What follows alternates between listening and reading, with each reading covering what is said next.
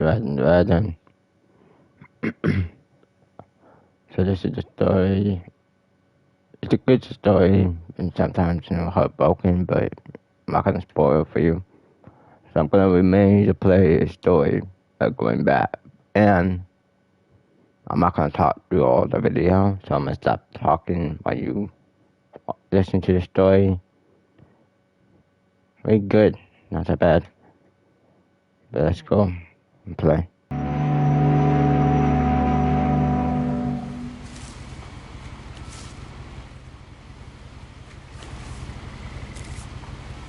A lot of this isn't going to make sense to you, and I'm sorry about that. I'm just going to start at the beginning, with the house.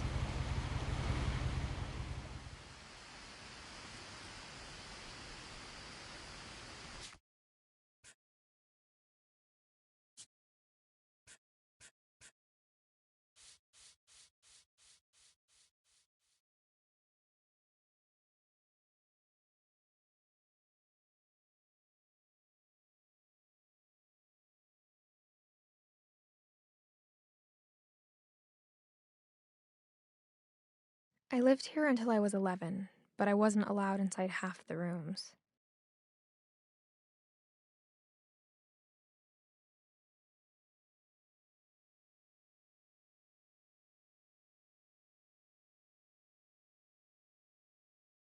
Inside the mailbox were bills from 7 years ago, marked urgent, open immediately.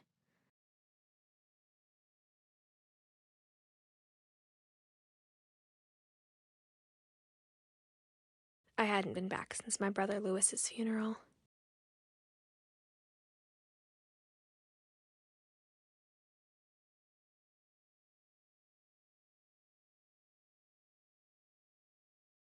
In her will, my mother left me a key, but didn't tell me what it unlocked. Maybe she thought I'd know, or she thought that the mystery would be enough to bring me back.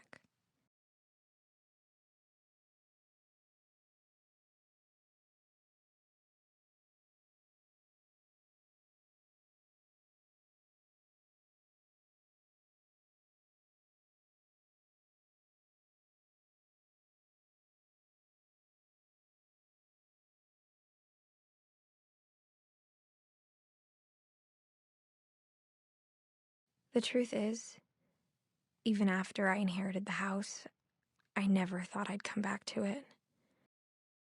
But now I had questions about my family that only the house knew the answers to.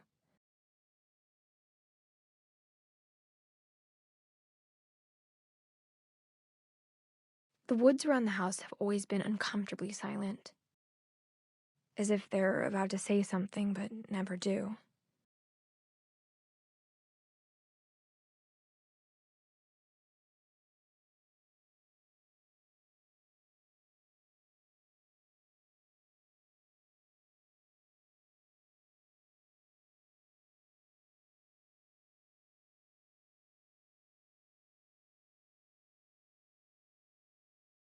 The house was exactly like I remembered it, the way I'd been dreaming about it.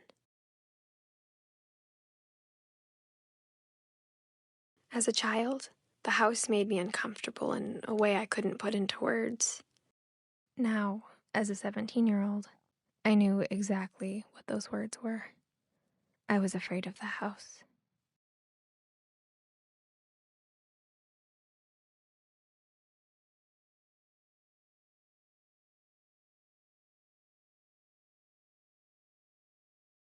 I hoped the key might unlock the front door. It didn't. Looking in, I felt like the house itself had been waiting for me.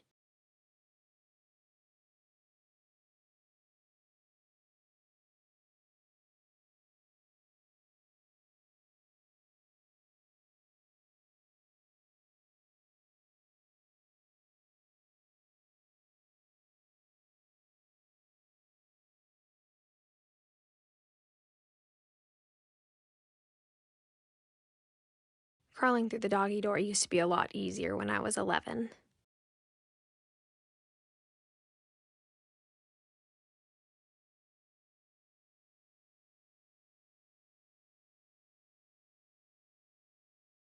For the first time in years, I felt like I was home. But instead of a family, there were just memories of one. Like how after Louis started working at the cannery, we all got sick of eating salmon. Except our cat, Molly.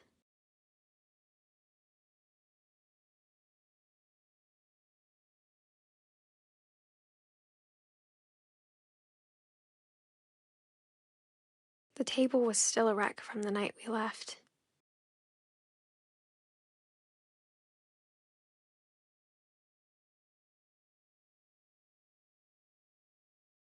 My mom was the only one of us who could imagine Great-Grandma Edie living in a nursing home. It was like a bomb had gone off, killing everyone but sparing the furniture.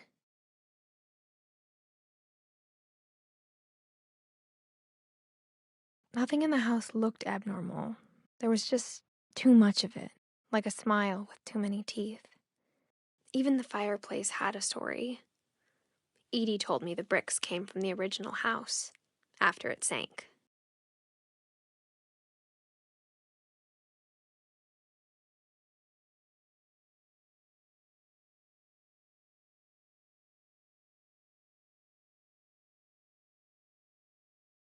Mom always told me to stay out of the basement, so I wasn't too surprised when the key didn't fit.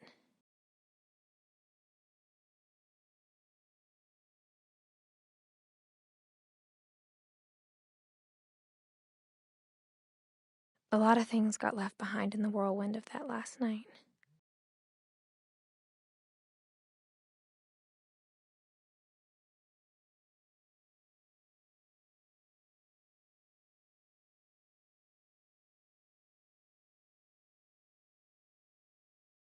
After Milton disappeared, Mom sealed up all the bedrooms.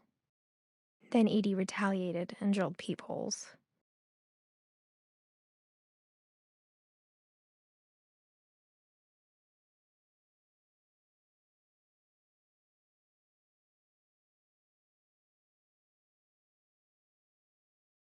My Grandpa Sam spent 7 years sharing a room with his dead brother, Calvin.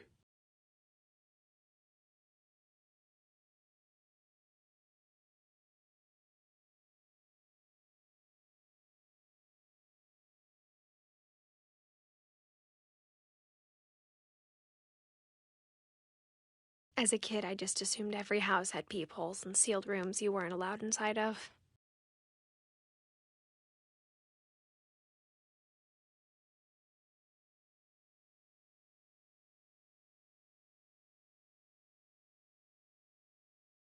The last time I was in Edith Sr.'s room, I was 10 and she was painting my portrait.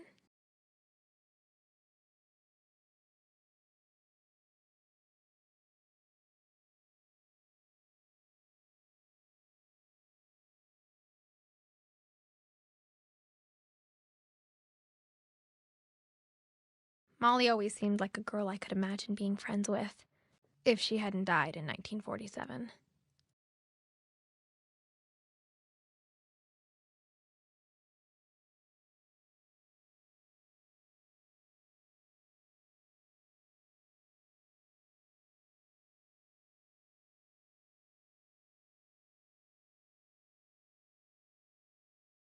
Barbara was a child star for 2 years, until America grew out of it.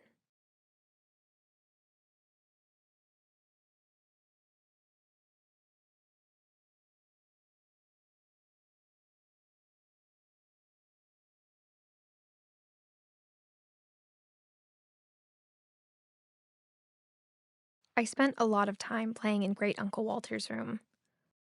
I think my mom sometimes regretted not sealing it up.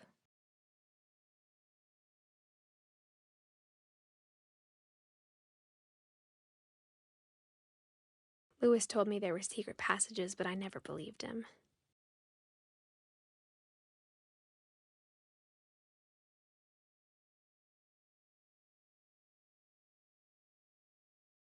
Turns out, my mom was really good at keeping secrets.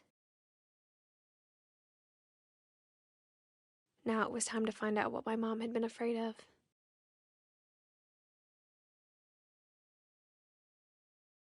Reading this, maybe it sounds like I had a plan.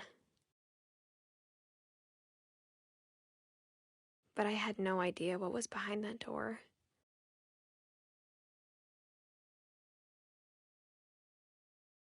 Just like I had no idea where all this was gonna lead.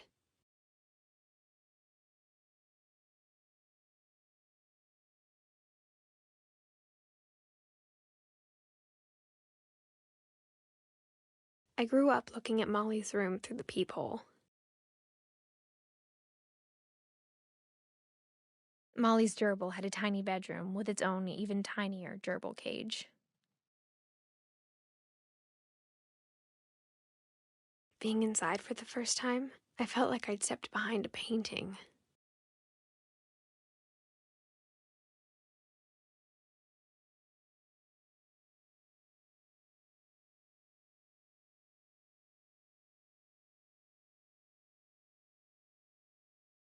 December 13th, 1947. Dear Diary, I'll be gone soon, but I wanted to tell somebody about what's going to happen.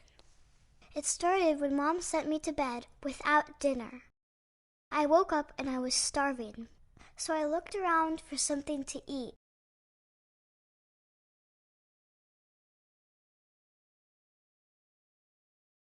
The gerbil food was dry, but I didn't mind it.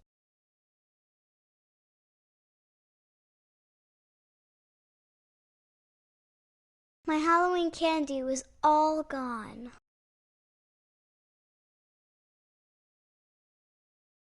Mom, can I come out now? Sweetheart, it's late. Go to sleep.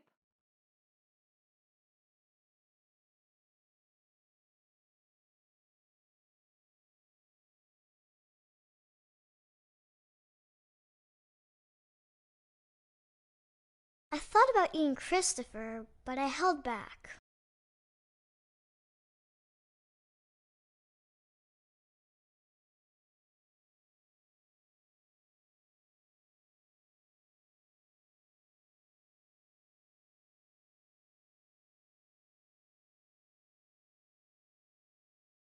I ate a lot of things that night.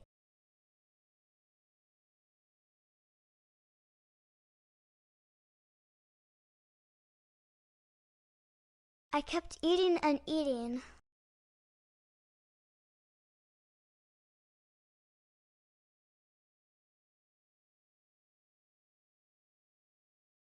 Then I heard chirping outside my window.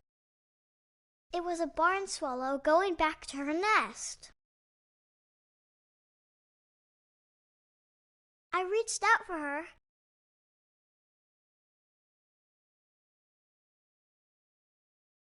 And suddenly, I was a cat.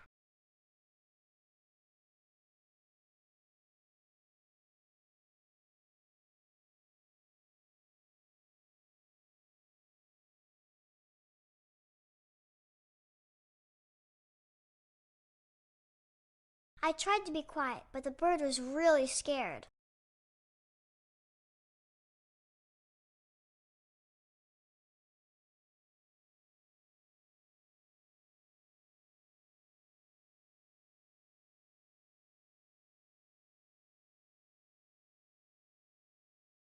Mom and Dad didn't even look at me.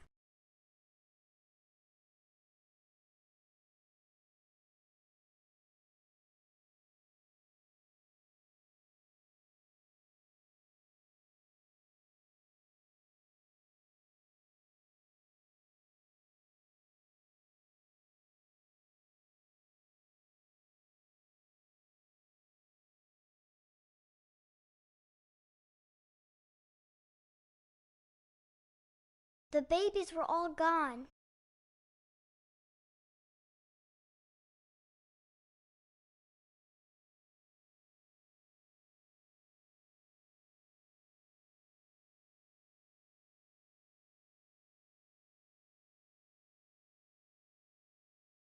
I jumped and I almost got her.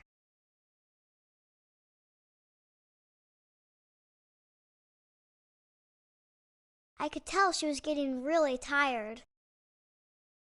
Now I was up in the big tree. I promised Dad I wouldn't climb it anymore. All I cared about was eating that mama bird. I gobbled her up, and suddenly I was an owl. First, all I heard was the wind. Then I heard little teeth nibbling in the grass.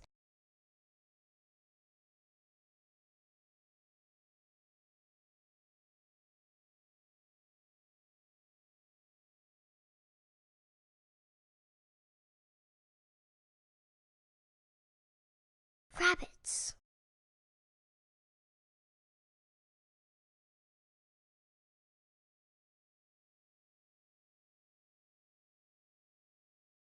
I imagined his face looking up and seeing mine through my talons.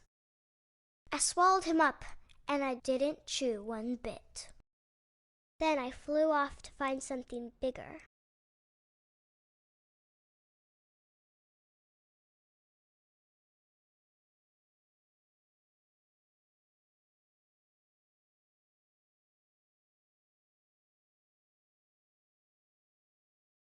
A mama rabbit.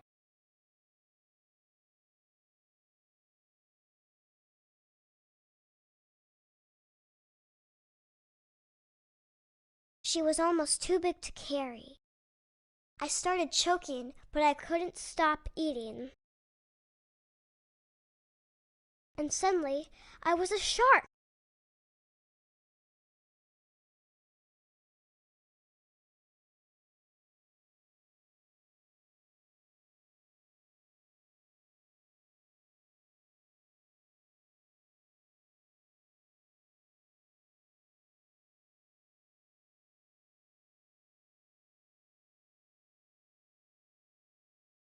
I rolled off a cliff and into the ocean. Now, I was hungrier than ever.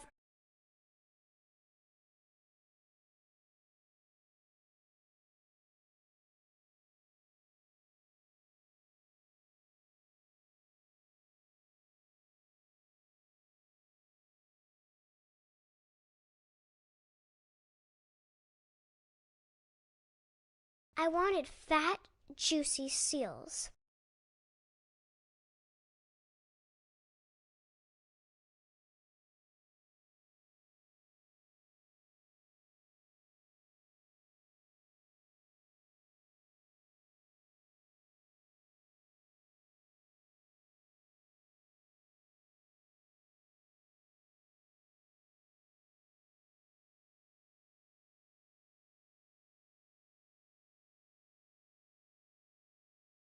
I tore off her flipper, and it tasted really good.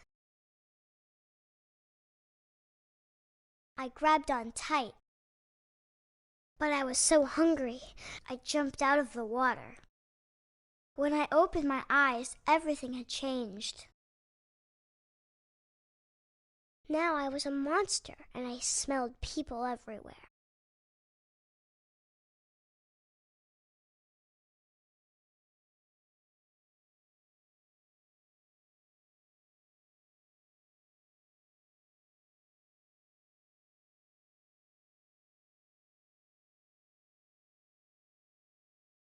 I was big, but I moved real quiet.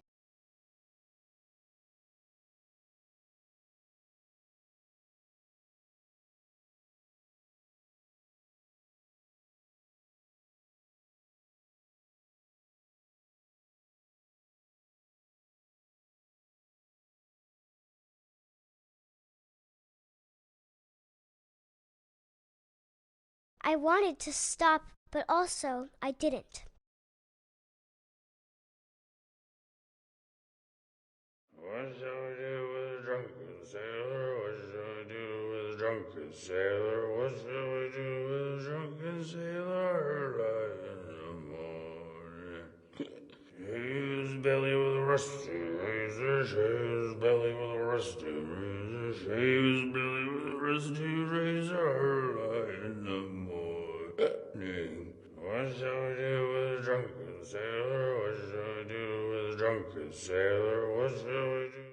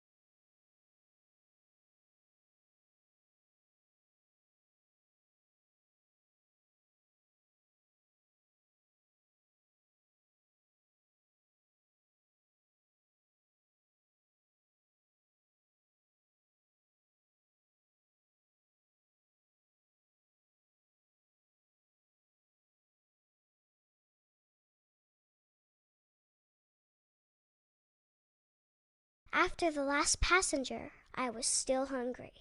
And across the water, I smelled something new. Something I had to have, so I swam towards it.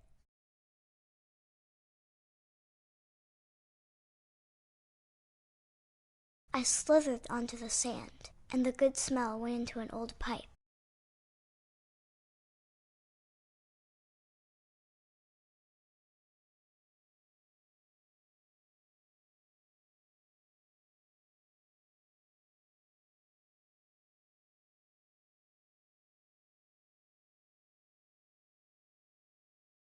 I got closer and closer.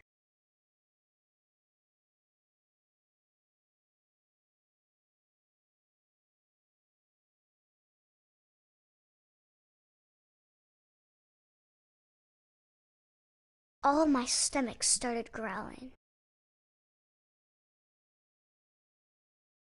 And suddenly, I was me again. I held my breath for a long time, but I couldn't hear anything. I think it's waiting for me to fall asleep. But it's not going to wait much longer. It needs to feed, and we both know I will be delicious.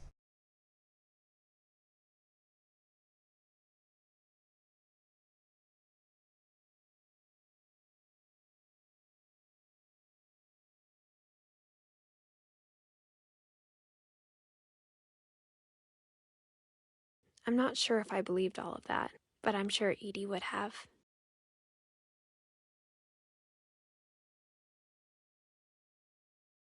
I got the sense Edie had spent a lot of time here, before my mom sealed the doors.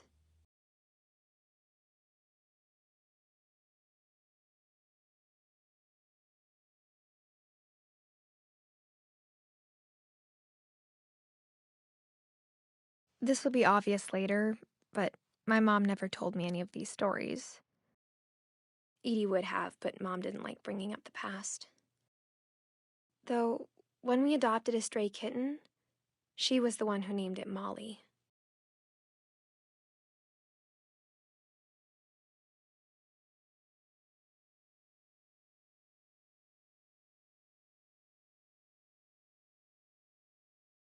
I spent a lot of time in Great-Grandma Edie's room.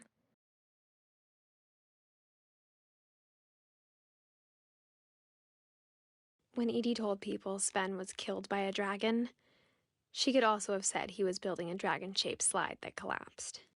She could have, but she didn't.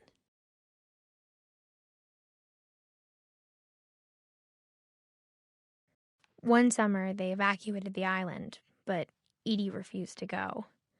For a few weeks, she was a celebrity.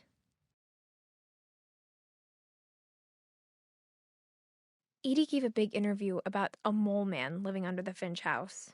My mom was furious. I hadn't thought of myself as Edith Jr. for a long, long time.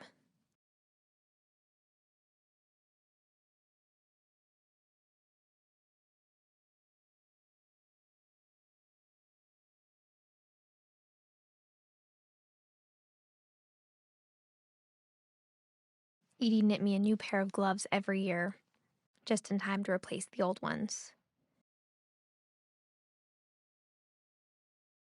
Louis died a week before we left, but Edie had already started to memorialize him.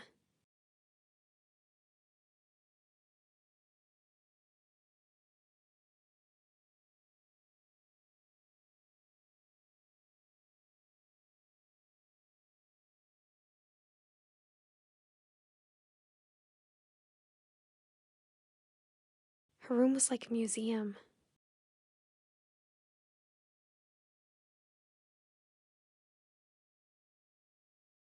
For 500 years, the Finches have been famous throughout Norway for their fortune and misfortune.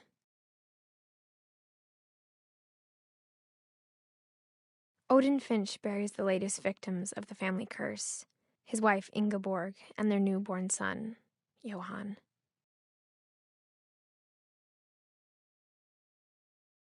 On January 7th, 1937, he set sail with his family and his house, hoping to leave the curse behind. But 40-foot waves off the coast of Washington send the house and Odin to the bottom of the sea. Odin's daughter Edith, with husband Sven and baby Molly, step ashore on their new home, Orcas Island. Odin Finch is the first to be buried in the new family cemetery.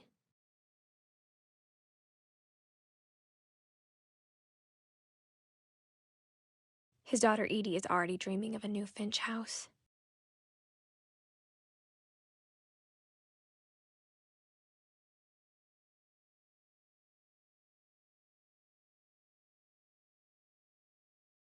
Whatever's wrong with this family, it goes back a long ways.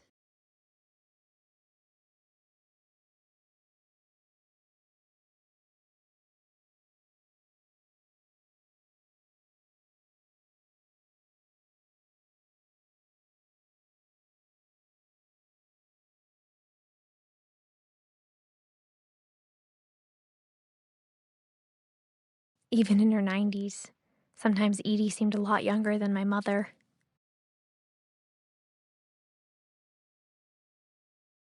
The only trace Grandpa Sam's first wife, Kay, left on the house was the pink bathroom. It was a pretty big trace.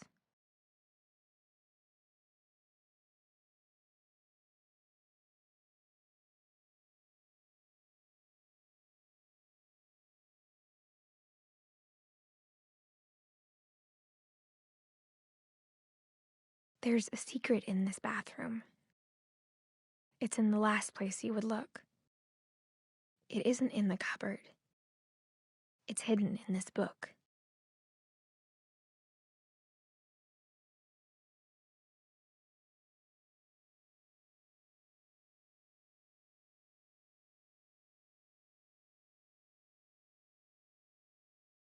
Sven gave Sam an old camera he'd refurbished.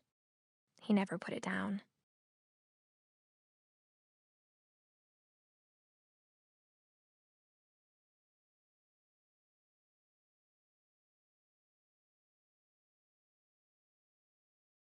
From the paintings on the wall, it was clear my brother Milton had been here before me.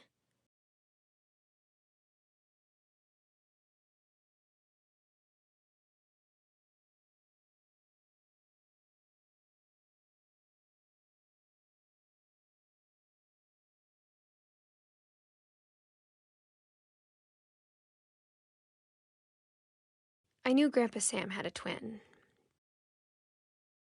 and that he never talked about him.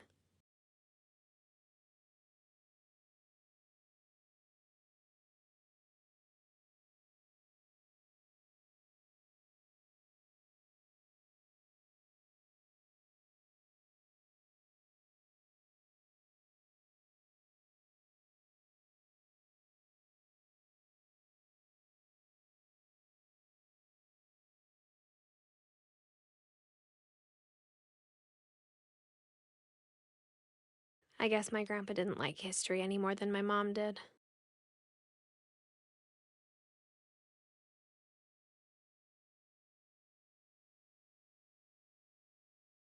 How I Want to Remember My Brother by Sam Finch. The thing I remember is that when he made up his mind, that was it.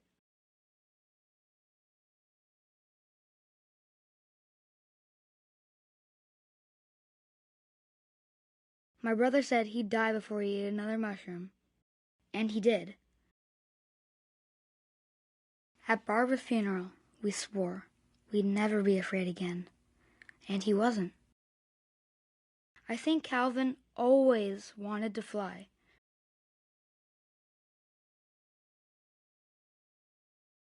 Sam! Calvin! Dinner's ready! Coming! But that day, he finally made up his mind to do it. I told him going around was impossible.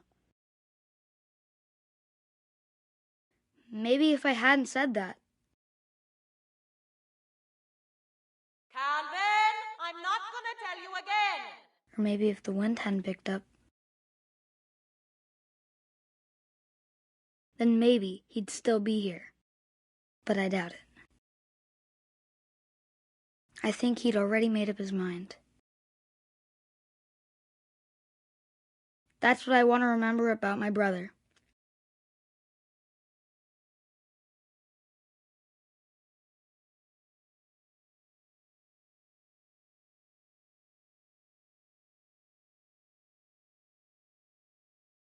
The day he made up his mind to fly. And he did.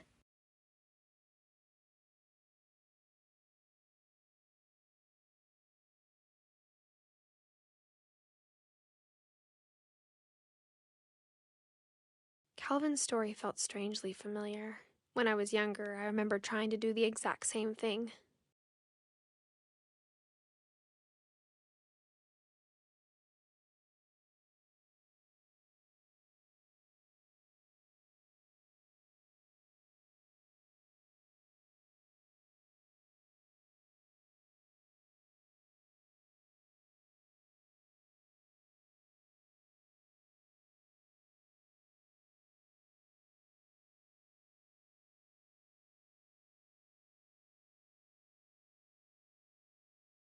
After the funeral, Edie roped off Calvin's half of the room.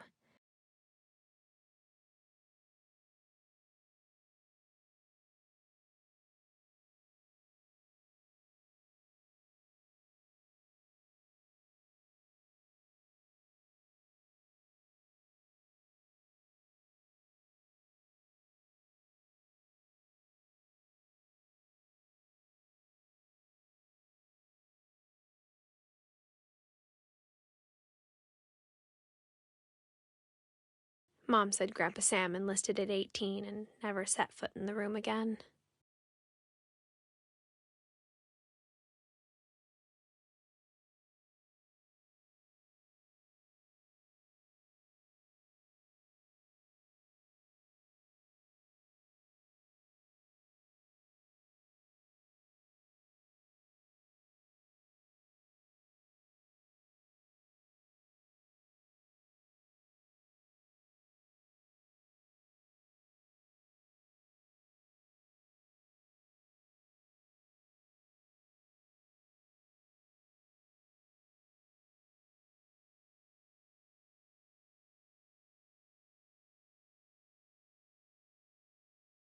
The passages were a pretty tight fit.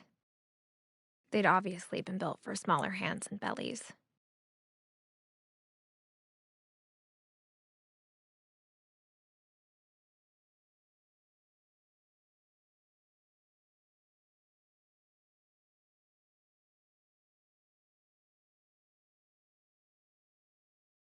Growing up, I always thought of Barbara as a child star.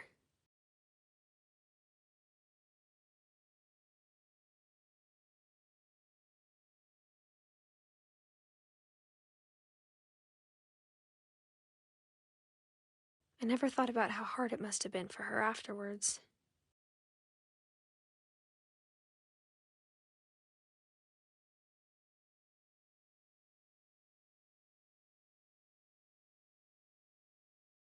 Of all the stories people wrote about Barbara's death, I'm surprised Edie saved this one.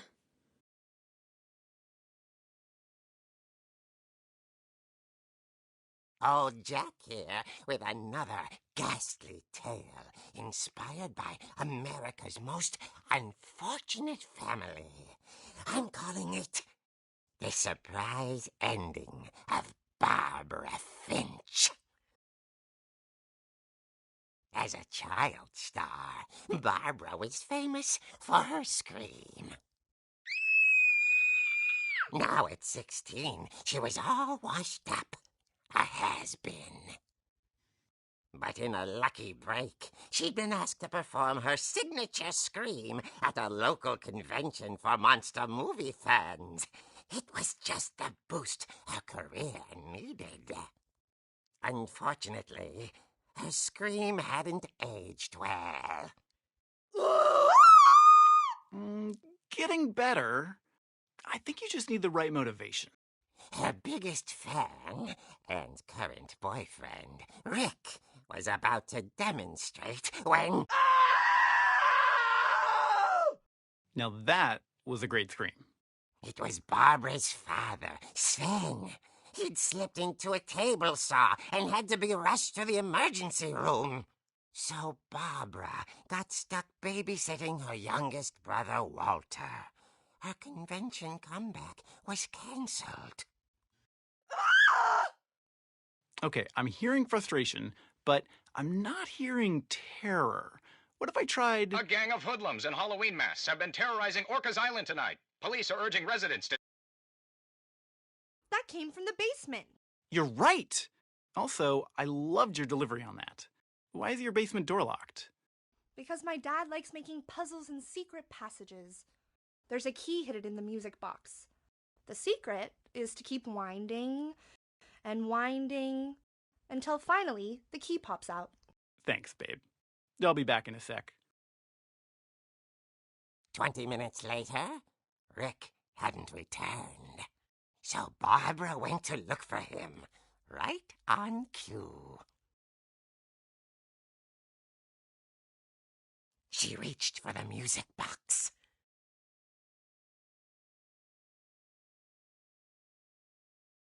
And as she wound the key, she listened for Rick, but the house was silent.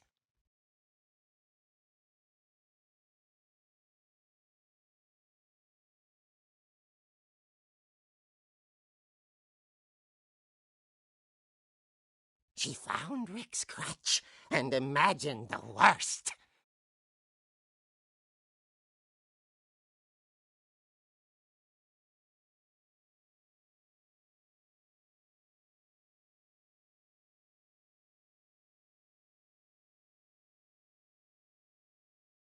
The gang's leader is the infamous Hookman killer, Dr. Carl Hamill, who impaled and then ate his family 10 years ago tonight.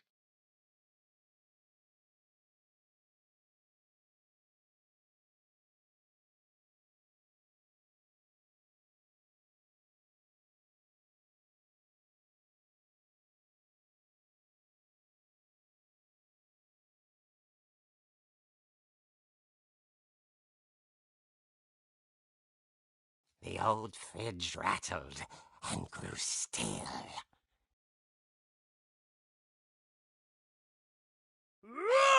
Oh dear! Oh! Rick? Barb, relax. I was just trying to scare you to help you find your scream. Well, I'm not scared, Rick. I'm furious. Then act furious. All I'm getting from you now is that you're hurt and confused and you're... She threw him out, but she kept a little something to remember him by. Barb, have you seen my other crutch? And she was still holding it when she fell asleep watching the Late Late Picture Show. Hours later... Barbara! Walter, what's going on up there? Ah! Okay, I'm coming up, but if this is a trick, you're dead, Walter.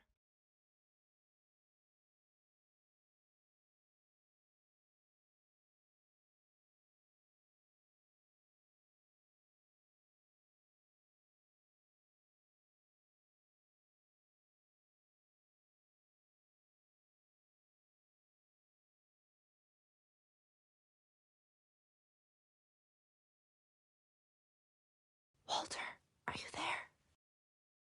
Walter had vanished, but his bedside radio was still on. Orcas Island police describe the man as 6 feet tall, with a steel hook for a hand. Residents are urged to lock all doors and windows and notify the police of any suspicious activity. Barbara turned, saw the hook man, and was speechless. He was quite smashing.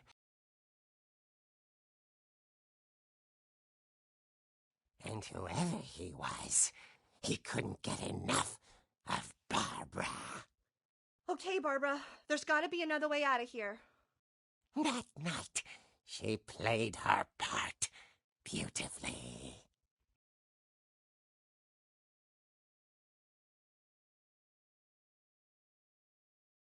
Molly's door hadn't been opened in years. The hinges groaned.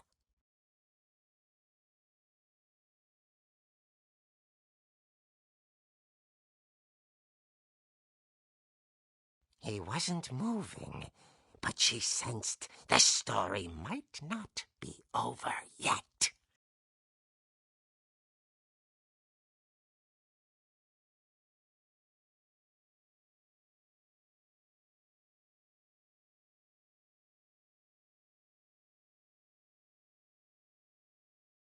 The hookman had vanished.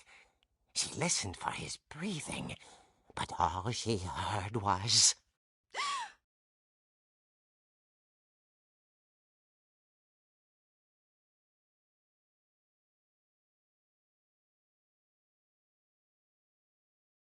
Someone at the door was dying to speak to young Barbara.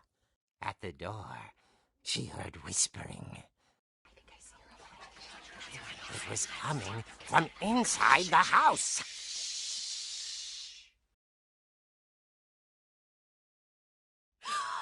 Oh dear.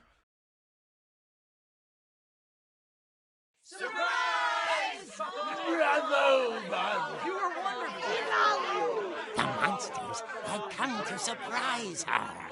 For Barbara, it was a dream come true. Then she saw what kind of monsters they were, and she realized what was about to happen. She was going to be famous. And with her final breath, Barbara Finch gave the performance of her life.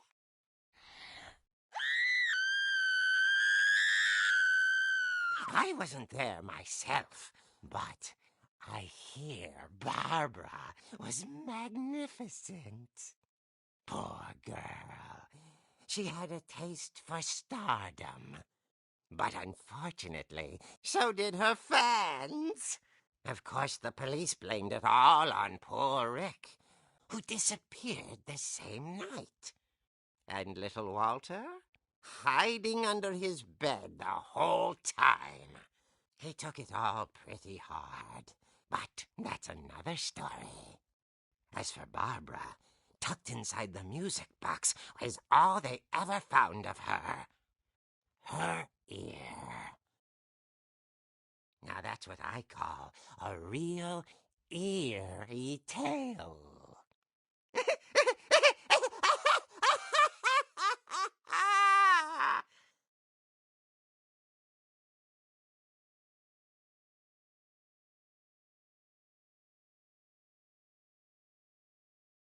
Edie told me all Barbara wanted was to be remembered, as absurd as that comic was. Maybe what Edie saw was a happy ending.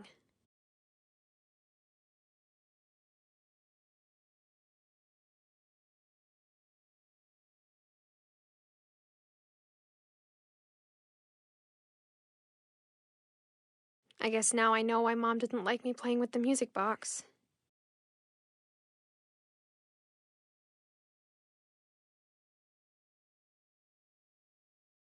Edie's father, Odin, built the original house.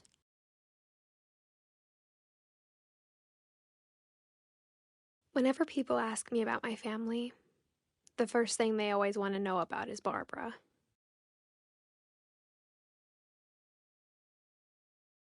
Mom must have locked the third-floor stairs on the night we left.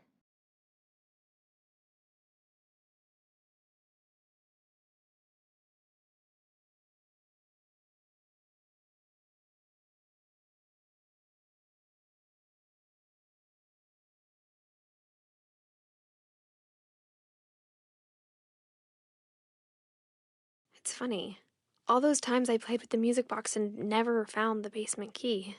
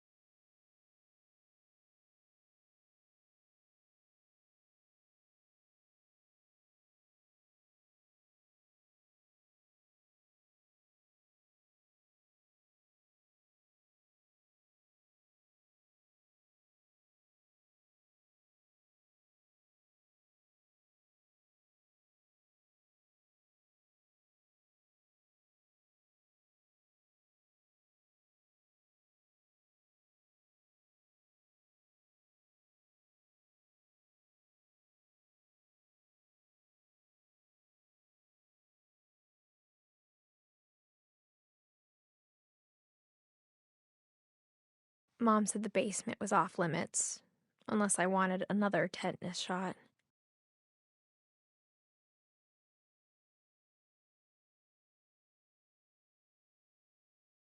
I saw Edie sneak down to the basement once, carrying packages.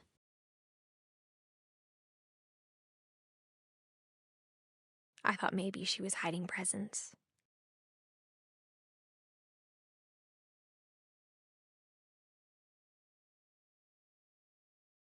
It turned out she was hiding a lot more than that.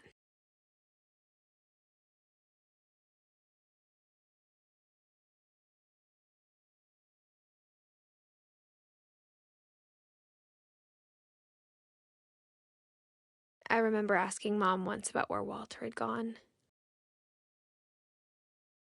She said after Barbara died, he got as far away as he could.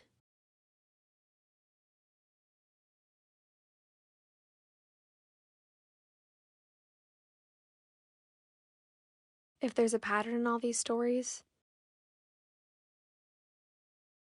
I think it's that none of us has gotten very far.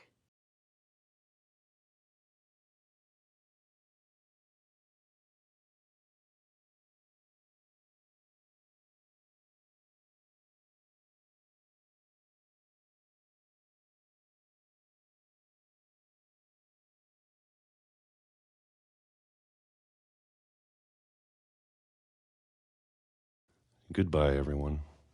I can't believe I've been down here for 30 years. On that first day, after the shaking started, I didn't think I'd survive a week.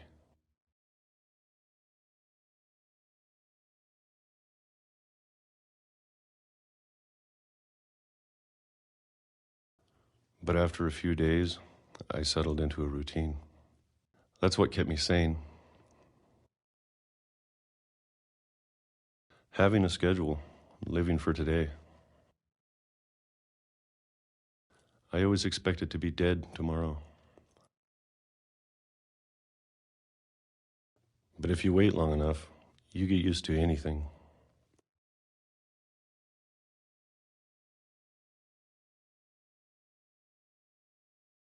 Even a monster on the other side of the door starts to feel normal. Almost friendly.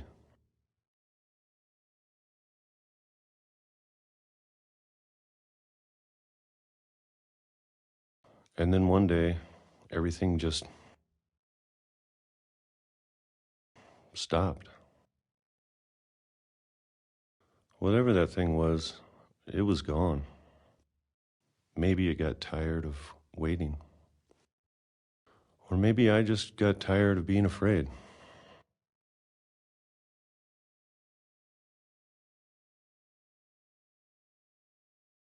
It's been a week now, the longest in 30 years. I'm done waiting. I have to leave while I still can.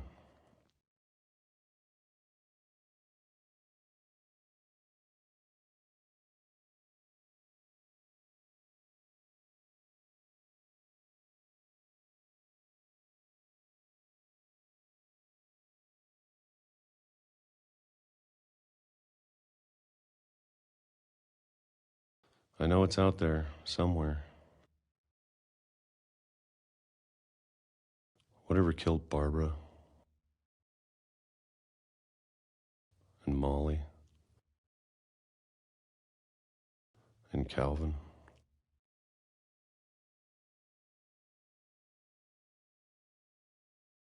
Maybe this is all a mistake.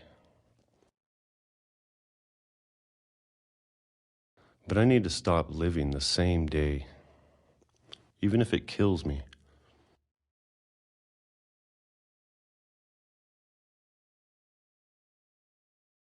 Whatever's out there, I want you to know I'm ready for it. I'm going to appreciate all of it, especially the food. I don't mind if I only have a year left, or a month, or a single week. I'd be happy with one new day. I can already imagine the sun on my face.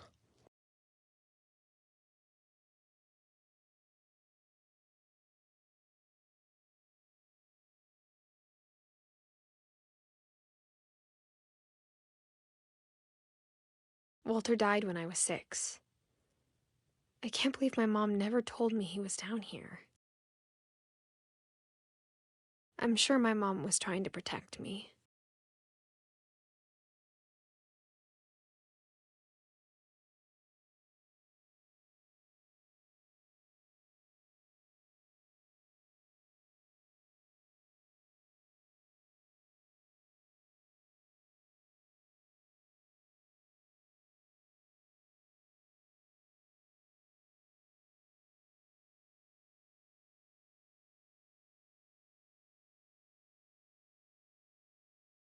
Maybe she was afraid I'd end up like Walter. But if she never told me about an uncle under the house, I can only imagine what else she was hiding. I don't want to make the same mistakes she made. Trying to bury something that's still alive.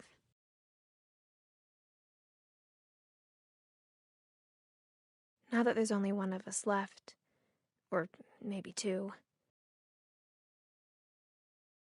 I thought it was time I heard the stories for myself and found out what happened to everyone else.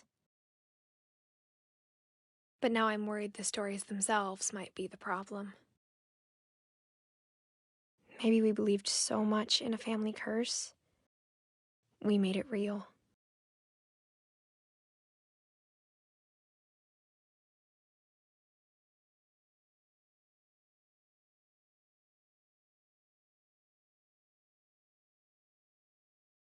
I don't know if I should even be writing this.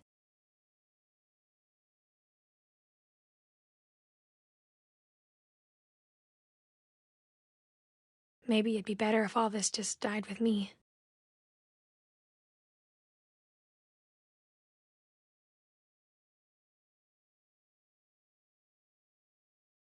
But I thought you should know about your family.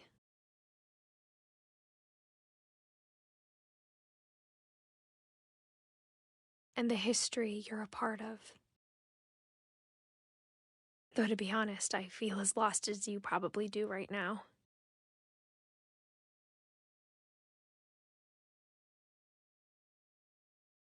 I think the people in these stories believed them, for what that's worth.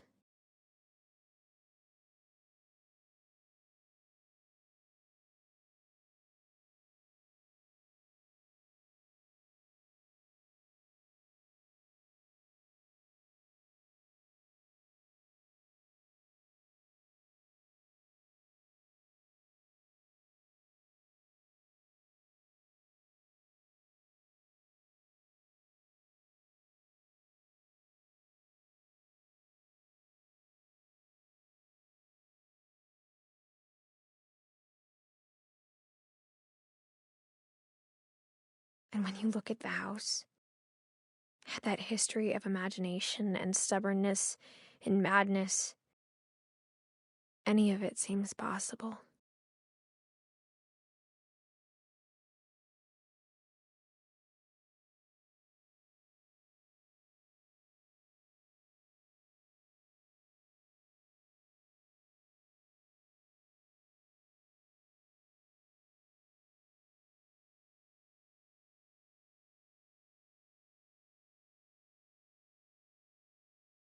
I think we've been surrounded by death for so long, we've just gotten used to it. What kind of family finishes building a cemetery before starting the house?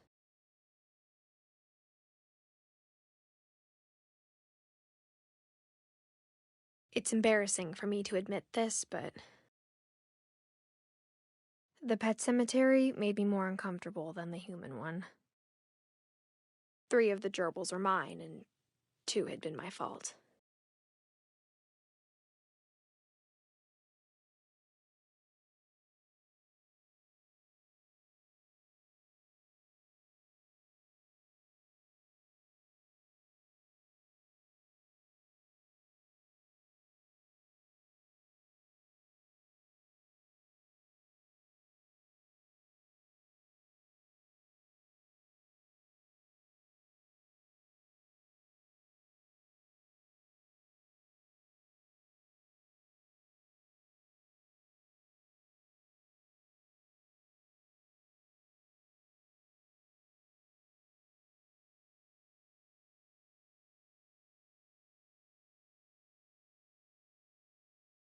Sven built the house, but it was Edie who designed the cemetery.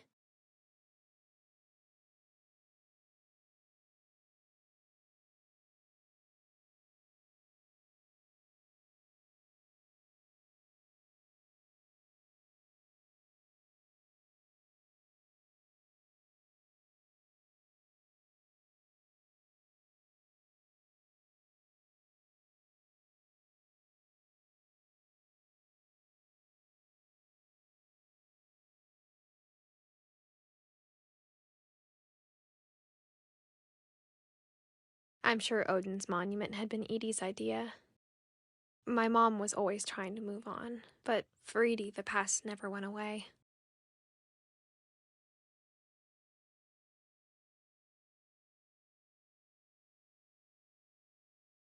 She could see it poking out of the water at low tide.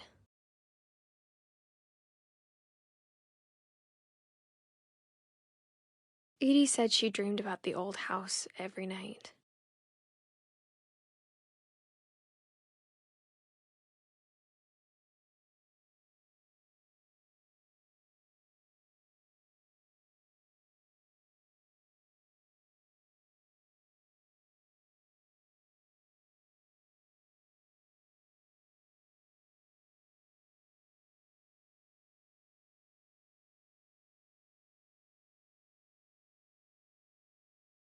Edie's side was always easier for me to understand. But the older I get, the more I can see where my mom was coming from. Her dad had been pretty strict, but it wasn't enough to save her brothers. She was just trying to do better.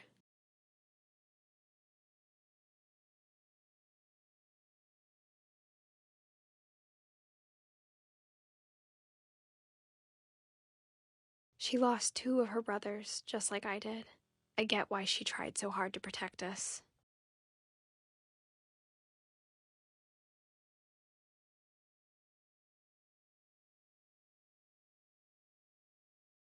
We never found Milton's body, so my mom insisted we were putting up a monument, not a tombstone.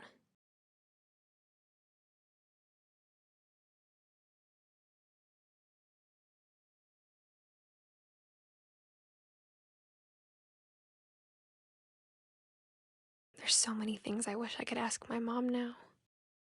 Part of me thinks this is what she wanted all along. For me to come back someday and find everything out for myself.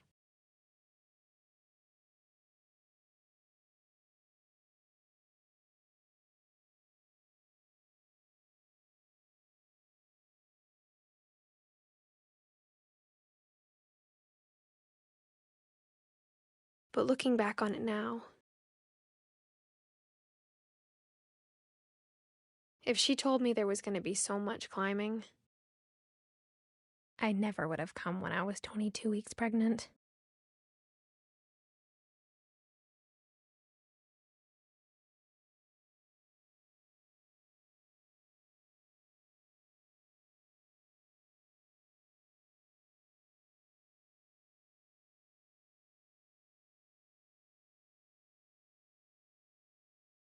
I never met Grandpa Sam, but I think he and my mom had a lot in common.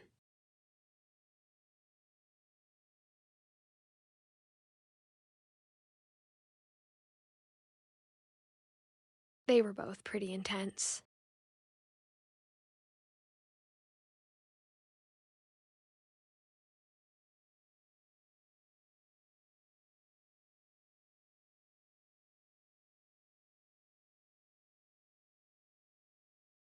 Instead of hiding from death, Sam seemed to go out of his way to meet it.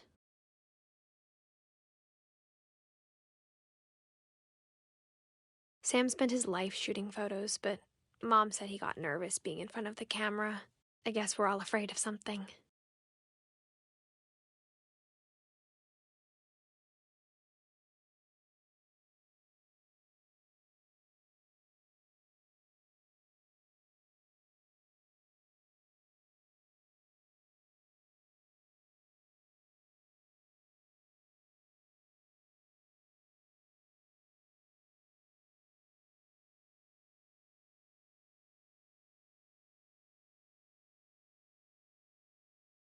Dawn, I promise, you'll never forget this weekend.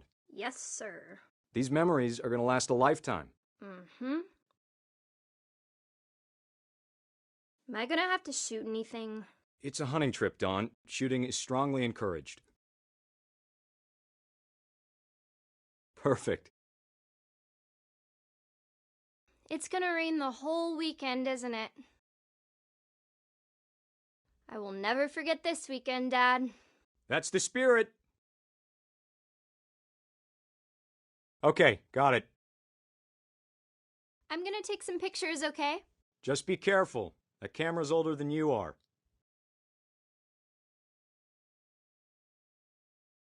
Definitely should not have drunk all that coffee.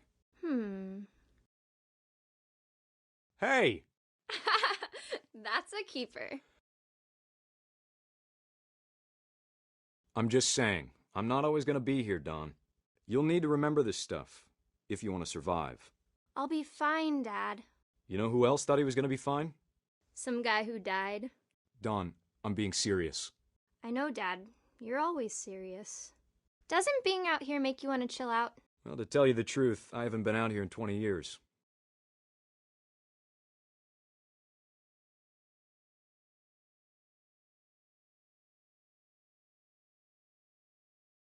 Last time I was with my brother Calvin. Dad! Good eyes, Dawn.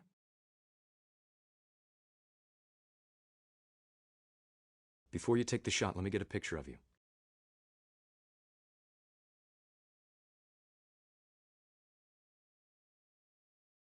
Dad, I... Just breathe.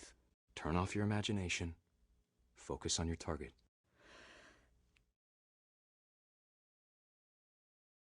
Let me get behind you. Do I have to do this? Dawn, you don't have to do anything. But if you want to survive, you'll need to be strong.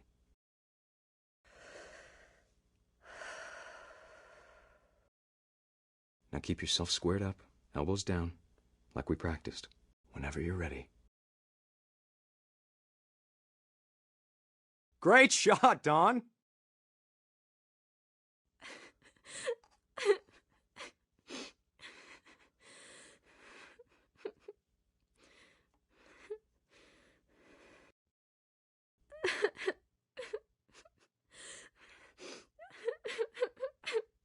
I'm proud of you, Dawn.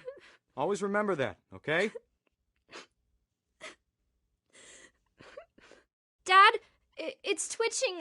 I think That's totally normal, Dawn. Just focus on the camera. Try not to think about— Dad!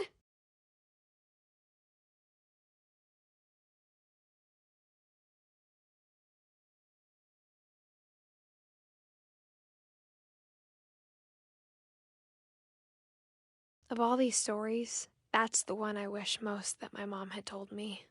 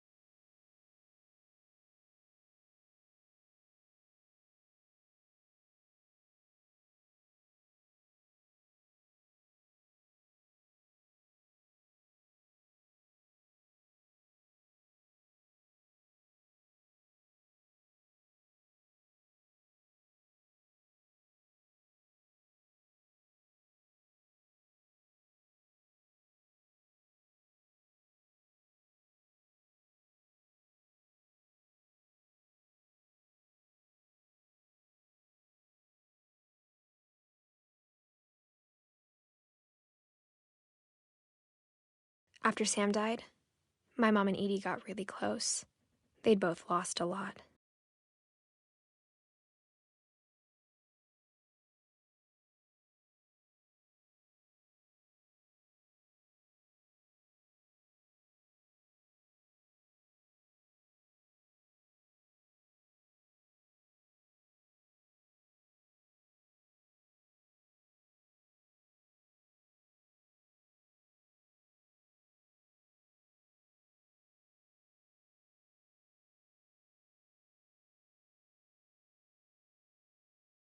Dear Kay, do you remember the way Gregory used to laugh when he thought he was alone? Like something funny was happening, but only he could see it. I think he saw things the rest of us don't.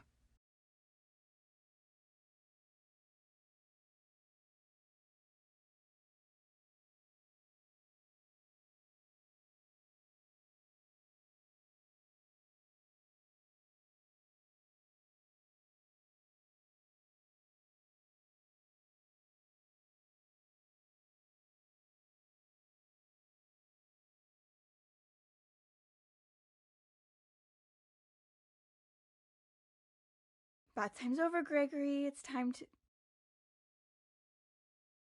Hold on, sweetie. Hello? Sam, I told you I don't want to talk right now. I wonder what he saw.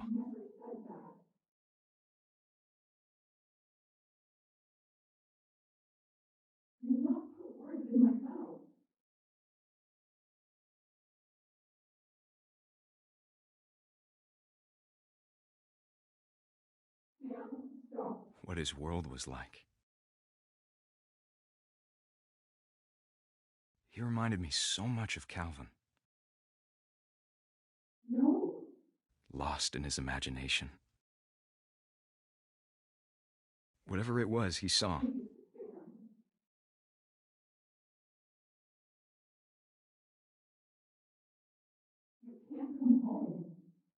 It sure made him happy.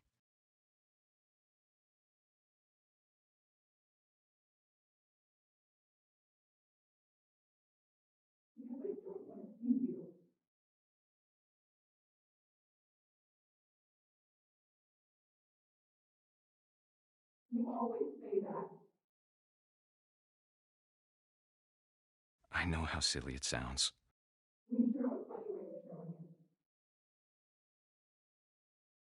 That I worried about a baby being too happy. But I could feel him slipping away. Sorry about that, Gregory. I know you did everything you could. Maybe if I hadn't called that night. Damn it. Hold on, I don't want Gregory to hear this.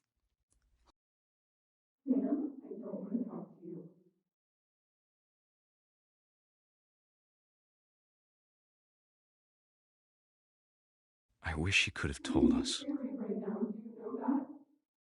about the world he saw.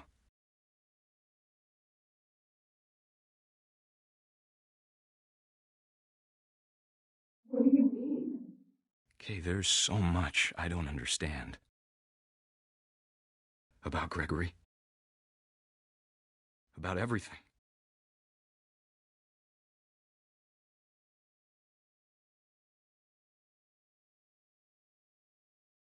But I know what happened wasn't your fault.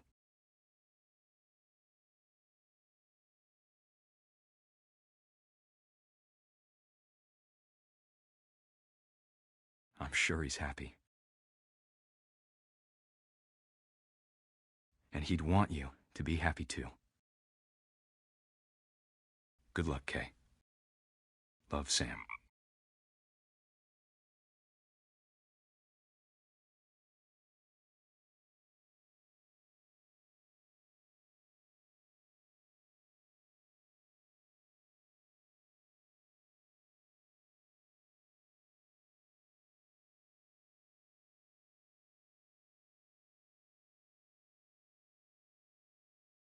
I can't imagine my mom ever writing poetry, and yet...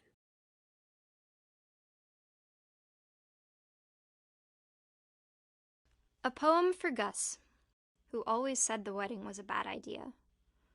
Our father never hit us kids, at least not very hard, before the day my brother said with teenage disregard that he'd be dead before he'd see a wedding in our yard.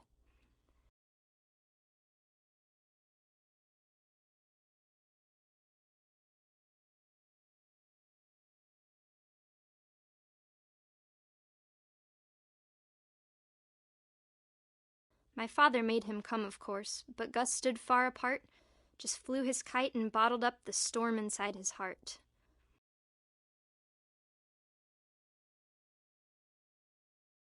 I tried to talk him out of it, but though he'd never met her, "We don't need a stepmom," were the words that I remember.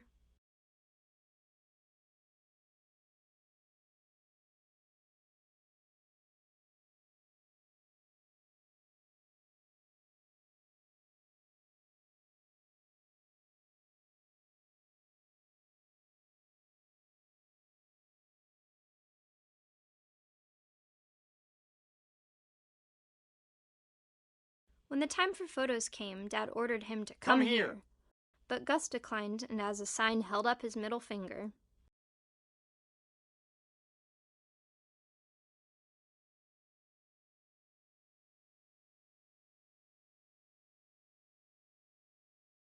The wind picked up, and panicked geese appeared and quickly went. But all the humans did that day was go inside the tent.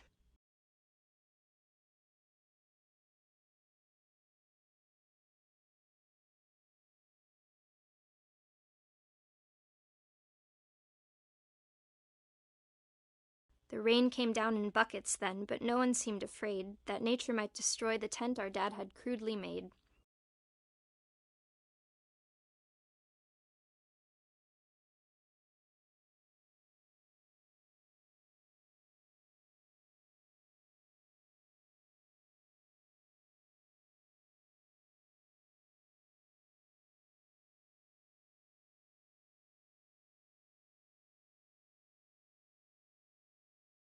The thunder sounded much too close and full of angry power, but all my father said to this was, "Make the music louder."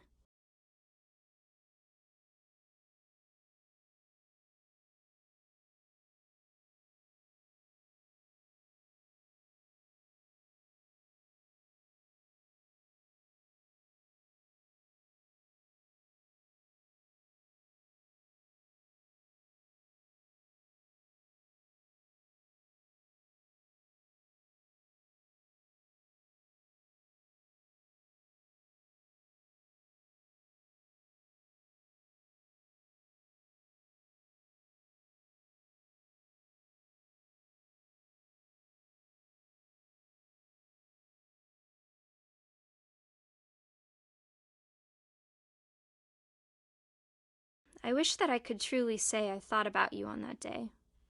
Out there on the beach alone, just you, the wind, the sea, and foam. But I didn't, until we found you.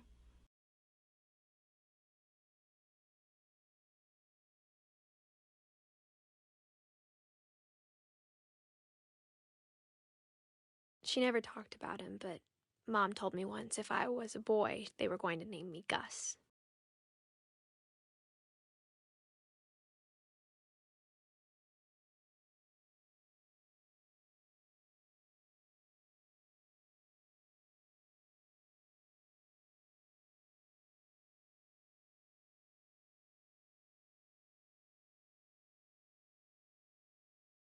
My mom moved up to the loft after her brothers died.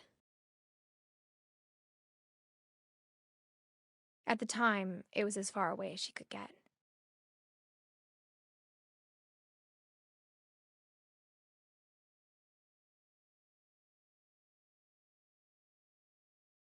Religion was another thing my mom never talked about, but I think it helped her a lot after her dad died.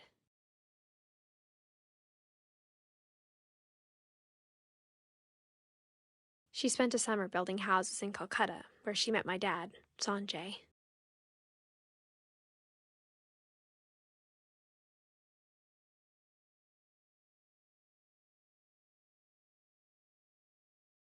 My mom moved to India a week after graduation and got a job teaching English. Louis was born a year later.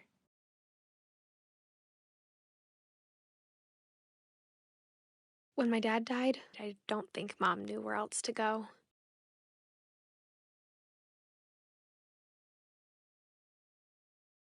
I'm sure Edie was happy to have her back.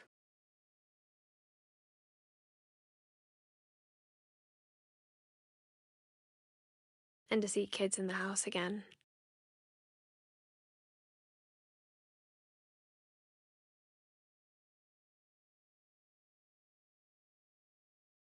The house had to get a little bigger, but Edie was used to that.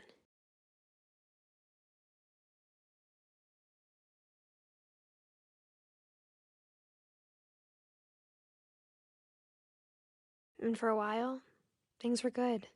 Almost normal. But it didn't last.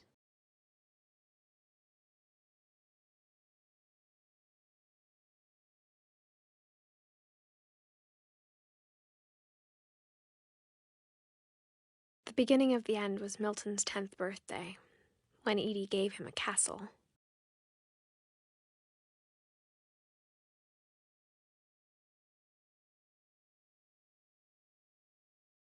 After Milton disappeared, the only thing he left behind was a room full of paintings.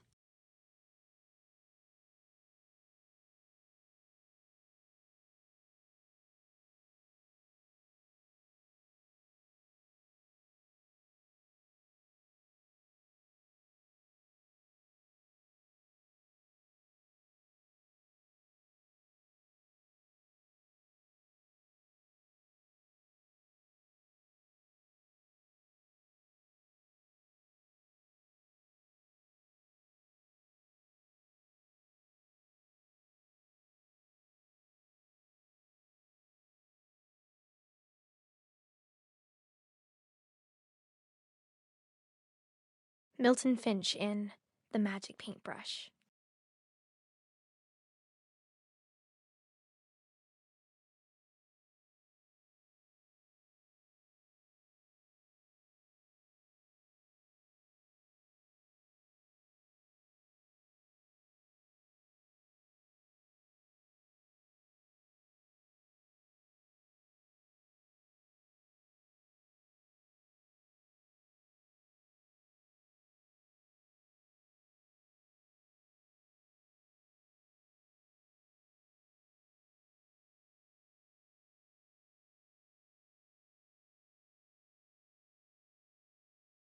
I was 4 when Milton disappeared.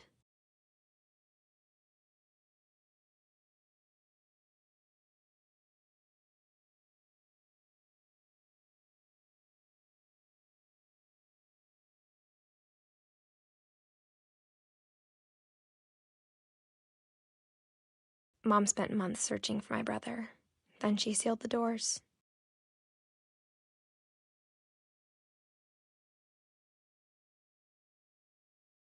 Whatever Milton had found in the house, Mom didn't want it getting out.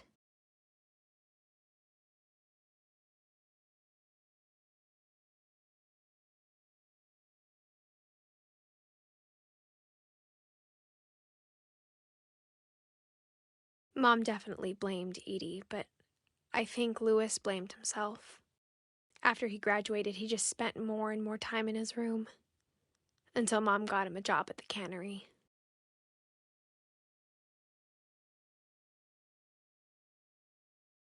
Everyone always told me to stay out of Louis's room, except Louis.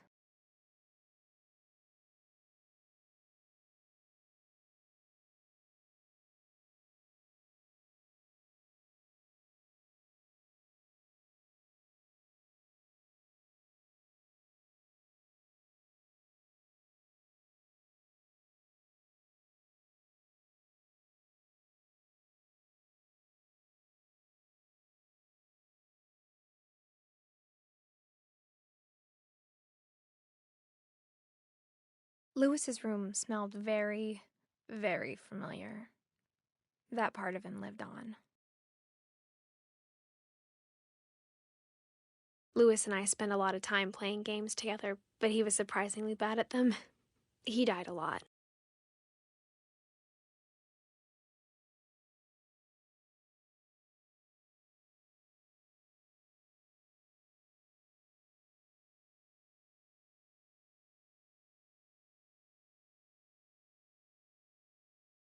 Dear Mrs. Finch, as Lewis's psychiatrist, I can understand your desire for an explanation.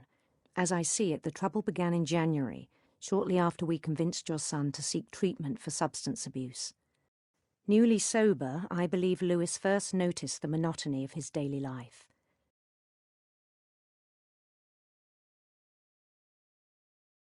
He kept working at the cannery, but he withdrew part of himself. In our sessions, I saw the same behaviour. His mind began to wander. I asked him to describe it. He said he started small, imagining a labyrinth. He'd feel his way about. Then something moved. Bats and toads.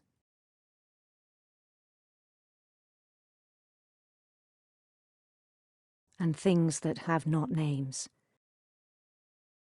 He knew it was all in his head.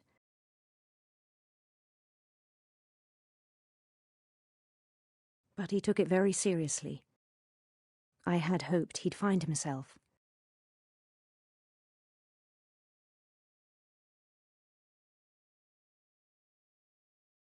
But he found something more. I worried about him then. Daydreaming at the cannery. I spoke with his boss. But he said Lewis had become a model employee. Methodical, tireless, focused. Like a whole new Lewis. So I let him go on.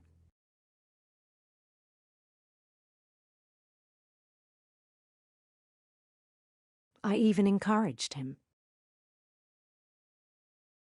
It seemed very promising at first.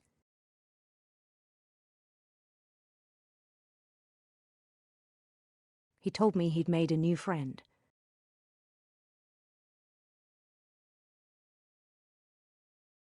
On the edge of a city he named Lewis Topia. He built the city up slowly, brick by brick. Then he made musicians.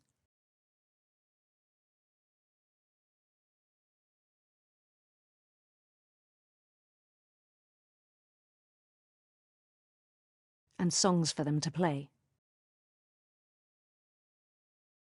He talked about starting a band. And he was always humming something. Every day his imagination grew stronger.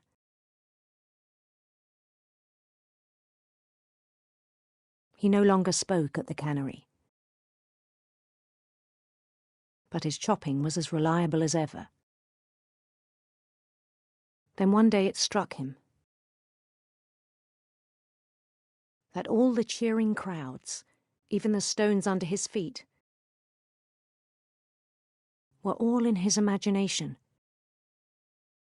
so he could do whatever he wished.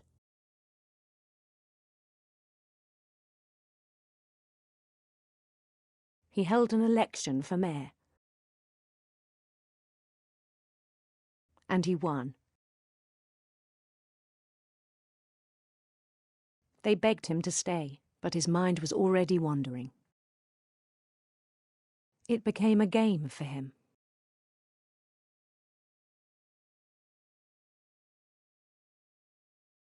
He'd conquer a city, then immediately push on. New Louisville. St. Louis. He started drifting away from our reality.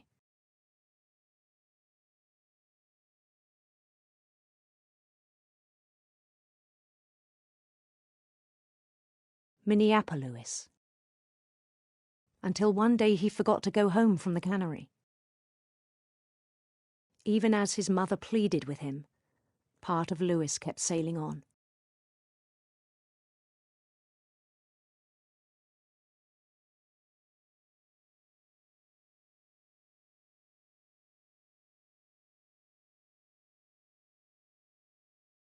In Louisburg, he heard rumours of a handsome queen.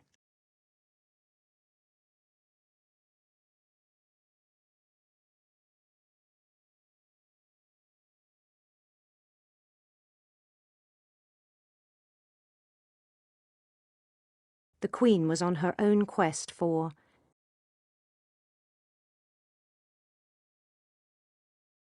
sinister serpents.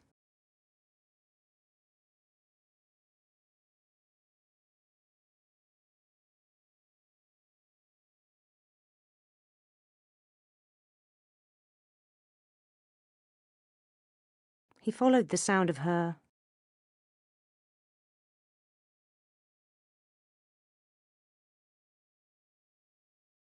silver harp.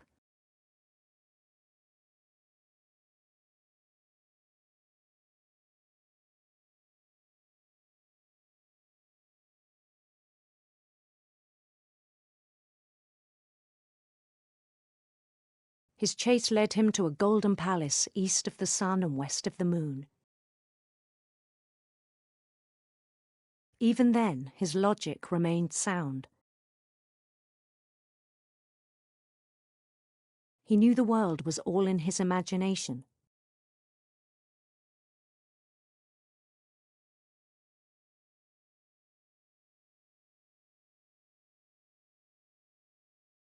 But he was so proud of having created it.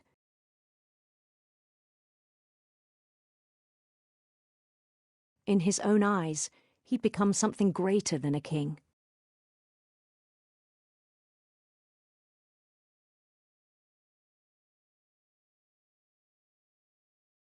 For someone who'd never known success in the real world, I think it was overwhelming.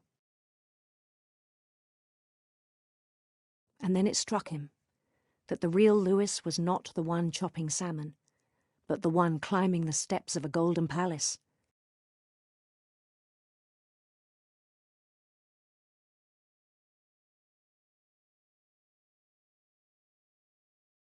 My imagination is as real as my body, he told me.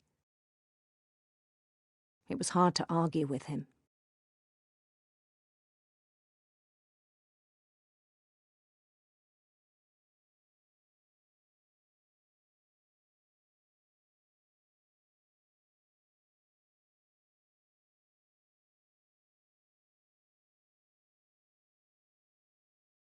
He began to forget the world we know.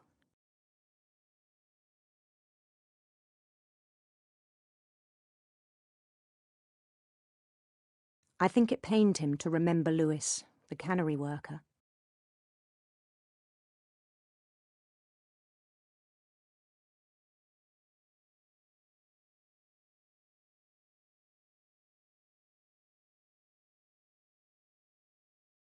He began to despise the man with a royal contempt.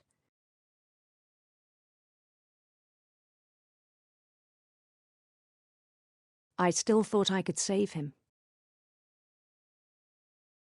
Even after he said he was being crowned king over all the lands of wonder.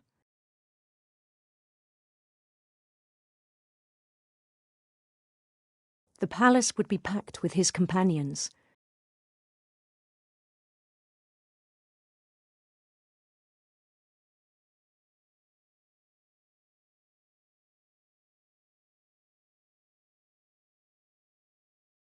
Including the wise Calico who had insisted on advising him.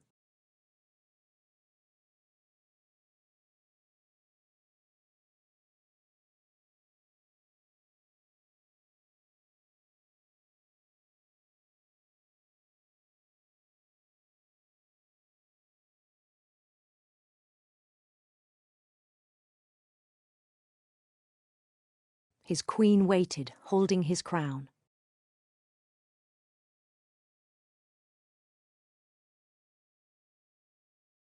There was only one thing left to do.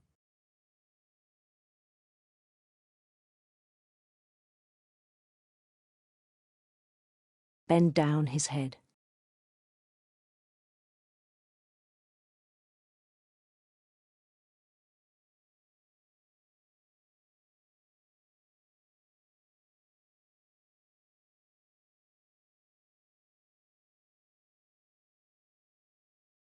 and the rest I think you know. Mrs. Finch, your son was a kind man who will be missed by all of us who knew him.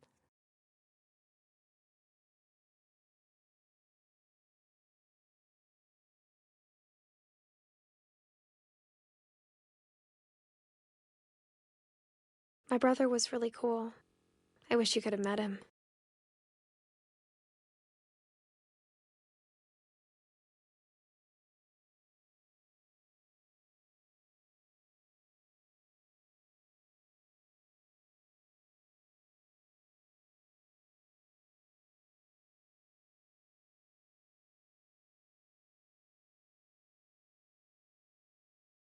On the way back from Lewis's funeral, my mom told me to start packing.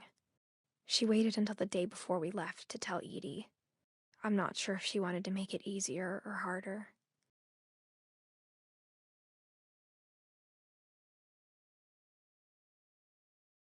I wish we'd stayed. But I understand why we left.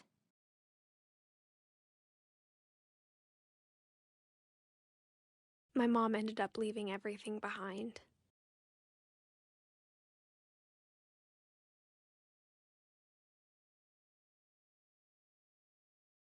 What happened that night had been coming for a long time.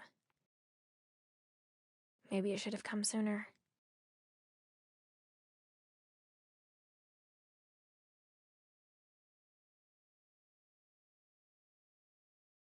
But it had to end one way or another. All that's left now is to tell you about that last night.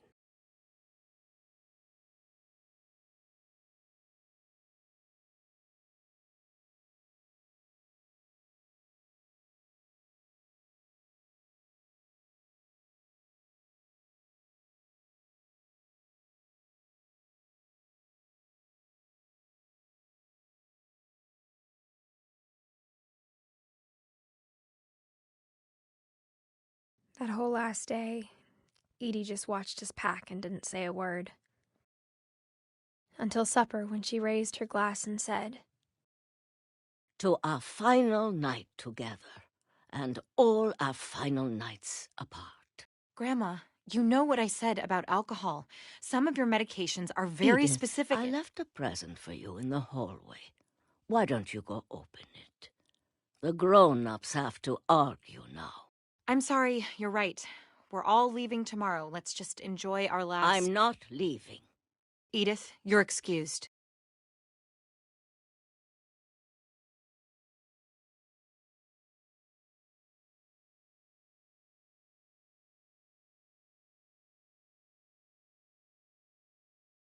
The power had been shut off that morning, but Edie always had plenty of candles.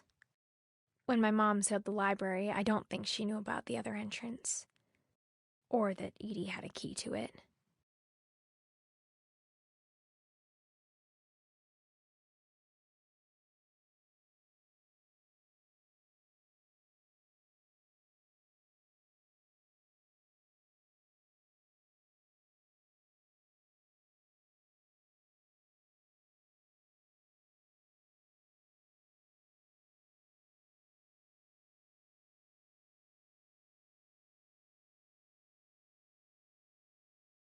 That thing you're afraid of isn't going to end when you leave the house. Edith has a right to know these stories. My children are dead because of your stories. I think it's best if Edith and I leave tonight.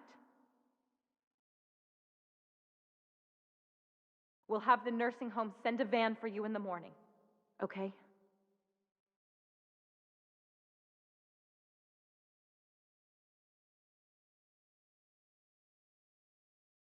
Dear Edith, there's so many stories I wish I could tell you, but there's only time for one. This is about what happened on the night you were born. That night, the tide went way, way out.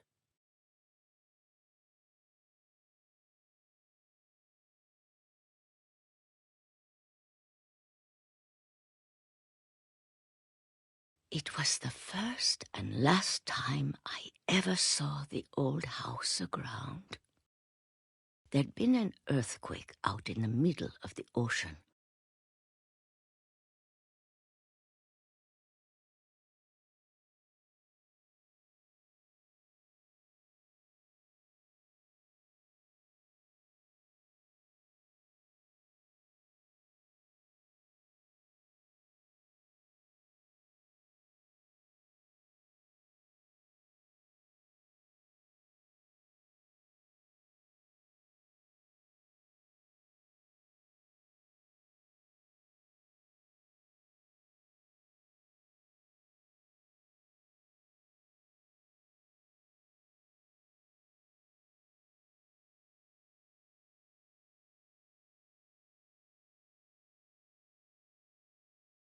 They called it the lowest tide in 1,000 years.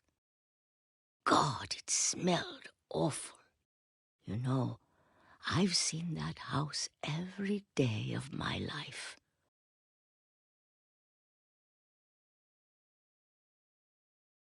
But I never thought I'd go back to it. When the fog rolled in, I lost my way.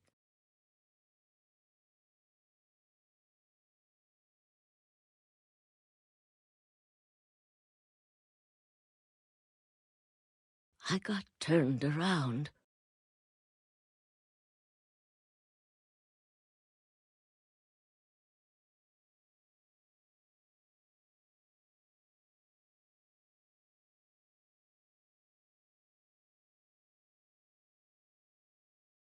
I started seeing things.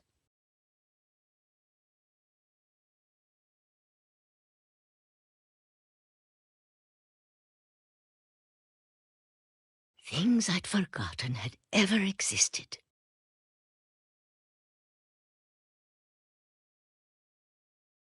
But when I saw them, they felt like old friends. That night, a lot of things came back to me. Or maybe I came back to them.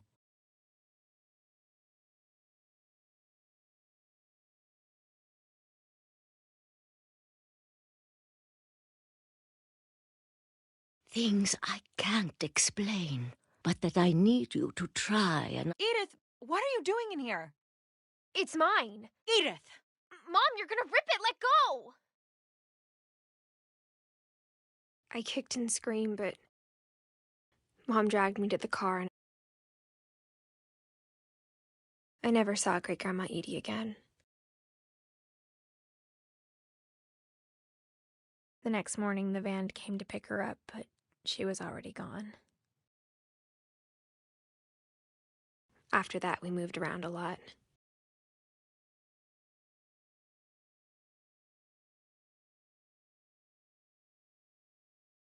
We both tried to make the best of it.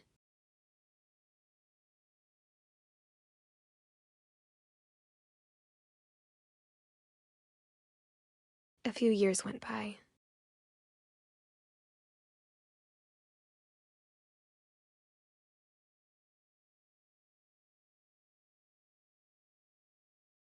My mom didn't like to talk about it, but she started getting sick a lot.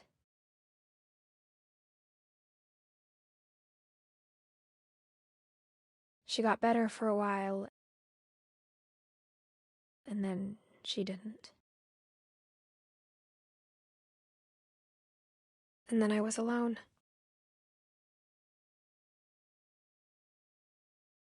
The last Finch left alive.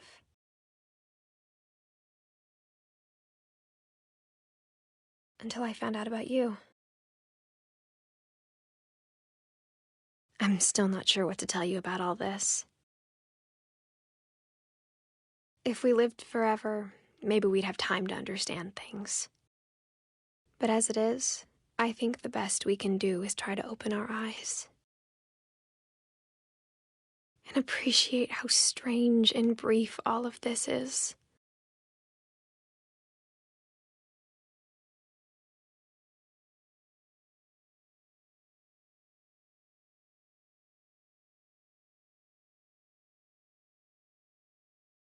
This journal was supposed to be for you. But now I hope you'll never see it. I just want to meet you and tell you all these stories myself. But I guess if you're reading this now, things didn't work out that way.